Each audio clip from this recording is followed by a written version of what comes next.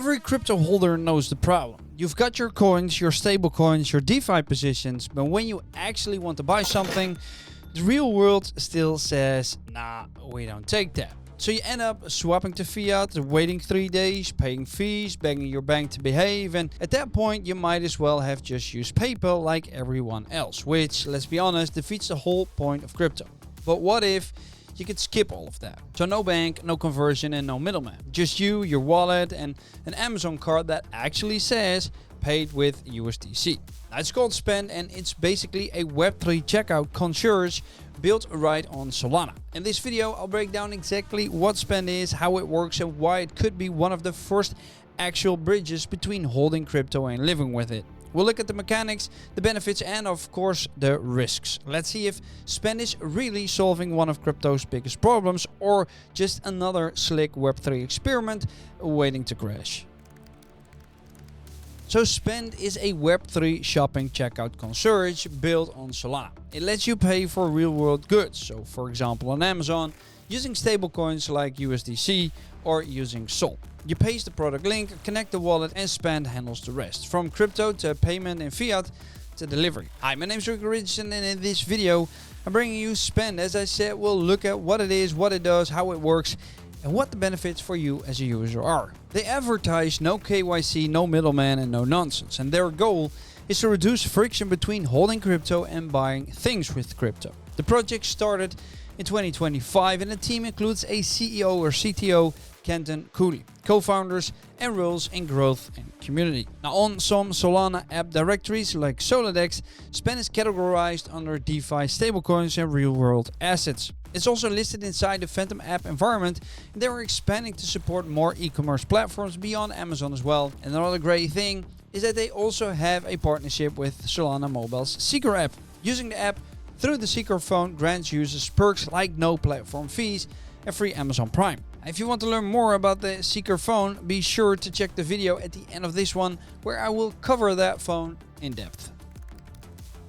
Now, how it works is this: a user holds crypto in a supported wallet, and then when a user wants to buy a product from Amazon or any other supported sites, they paste the product link into Spend's interface. Spend takes that, reads the product, gets the pricing, and then handles payment with stablecoins behind the scenes, converting or routing as needed to settle with the retailer. The product is shipped normally to your own address. Now, because you pay with stablecoin, your cost is stable because it's not subject to volatile swings from when you commit to payment to when the settlement occurs. And no KYC means you don't need identity verification, or just a minimal one to use the service, or at least that's what they claim. Their model must rely on backend regulatory compliance integration, payment rails, and liquidity providers to convert crypto to fiat or to facilitate settlement with retailers. Now, they accept, as I said, USDC and Sol, and USDC gives stables USD dollar, and Sol is used because it's native to the Solana network and may be converted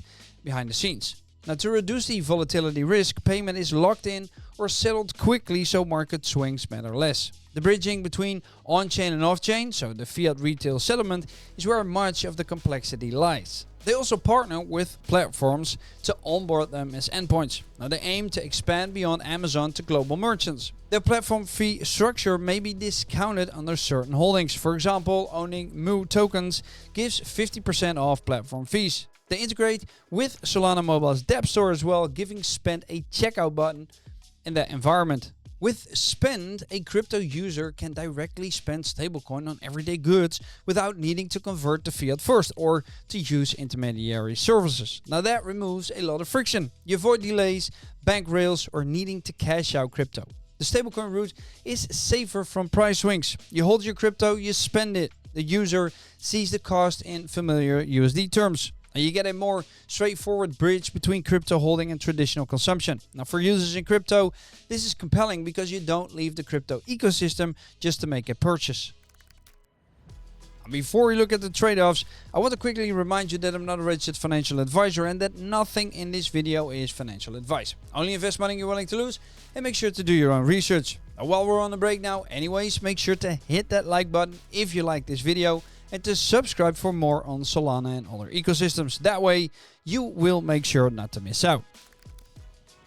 So the real question is it all fun and games? Well, actually it isn't, because you rely on Spend's trustworthiness, their settlement, securitization of payment rails. Now if they mess up conversion or have slippage, you might pay hidden cost. Also, merchant acceptance must be broad. If only a few retailers accept, the utility is very limited. Now if regulatory pressure mandates stronger KYC or oversight, Spend might need to add constraints. Now, liquidity and backend fiat crypto flows must scale without breaking too. If Spend cannot maintain favorable exchange paths or fails to manage counterparty risk, so bank, payment processors, the user experience could degrade.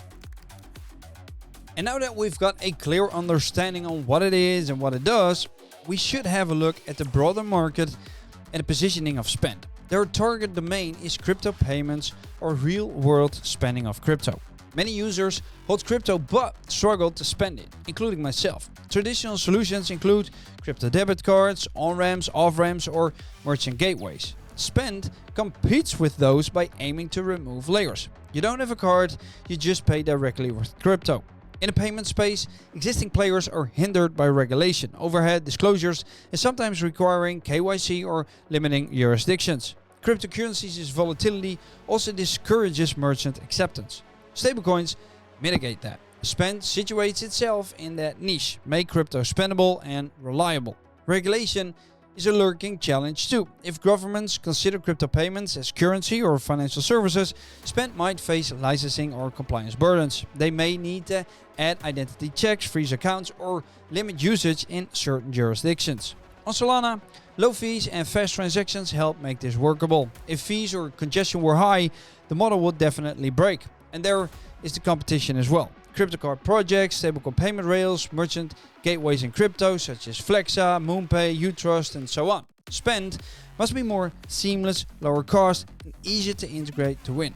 Either way, adoption is critical, and the more major retailers on board, the stronger the utility. Partnerships like the one with Solana Mobile help, but the network effect of more users dragging more merchants on board is very important. And if we blend this all together, it basically comes down to this. You are in the crypto world holding stablecoins. You see value, but everyday spending is a hassle. You have to convert to fiat, withdraw, use cards, lose time, or pay fees. Spend offers a route. You paste an Amazon link, click pay with USDC, and your crypto pays directly. Product shows up at your door. Under the hood, Spend handles conversion and settlement. Because this runs on Solana, fees are low and the speed is very high, and that helps make the micro purchases feasible. They also accept Sol if you hold it. Now again, converted behind the scenes so the merchant receives what they expect. To gain adoption, Spend needs merchant onboarding, regulatory clearance, liquidity, and strong infrastructure. Their tie to Solana Mobile is one way to push exposure. Their discounts via token holdings create incentives to hold or use related tokens. Now, if this works at scale, users might adopt Spend as a standard crypto checkout companion. And that changes part of how crypto gets used, not just for trading or yield, but for everyday consumption. But risk is high. Failure of settlement infrastructure, regulatory clampdowns, or slow merchant adoption can definitely break the chain. So the big question is, what's the premium in price, right? Spend charges a platform fee based on the size of the user's order. During its beta and early launch phase, orders under $100 carry no fee, and orders between $100 and $999, and those above $1,000 don't have a fee now as well. However, future fees will fall within a 2 to 5% fee range. The exact percentage is automatically calculated at checkout, and the user is shown the full cost before confirming payment. Now, there are no hidden markups or additional charges beyond what is displayed. All payments are made using either USDC or Sol on the Solana network, and the fee is deducted from the total paid. Now, no custody is involved because the platform acts purely as a buyer on behalf of the user. So if you, as a crypto user, believe holding stablecoins long-term is plausible and want a bridge into real-life purchases, Spend is one of the more direct designs trying to fill that gap.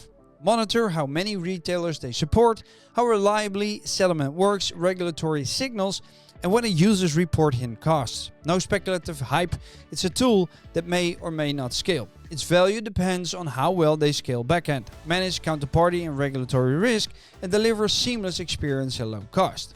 That's it for now. Thank you for watching and I'll see you next time. Doei!